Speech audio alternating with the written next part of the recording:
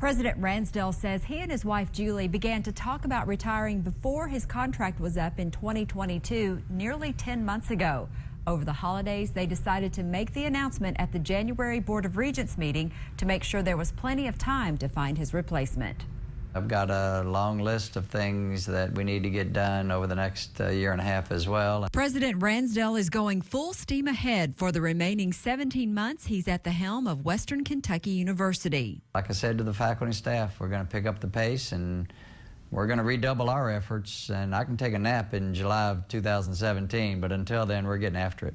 Getting after it will mean dealing with substantial cuts. Governor Bevin's state budget address, which included a serious cut in funding for higher education, ironically came just 4 days before Ransdell's retirement announcement. I began to think about how, this timing may be fortuitous because I'm going to be able to deal with it in a little different context and make difficult decisions without fear of job security or worrying about how am I going to be perceived in making this decision. While unable to specify what the cuts will be, Ransdell describes them as programmatic in nature and says they are planning 8 to 10 specific actions to meet financial targets. We will go on and make the best decisions we can sooner rather than later.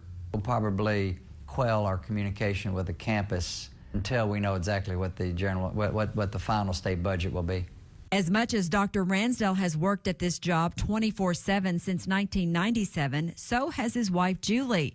Losing him means losing her as well. For 20 years, she will have worked her heart out at my job, so I think she's ready for this as well. The couple plans to remain in Bowling Green, but they are looking forward to more Florida in their future, as both sons and 2 grandchildren currently live in the Sunshine State.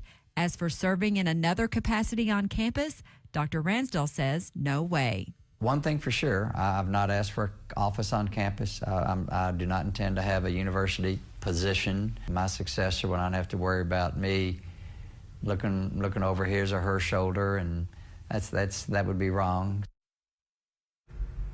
The Ransdells plan to move out of the president's home in January to allow plenty of time for improvements before the next occupant moves in.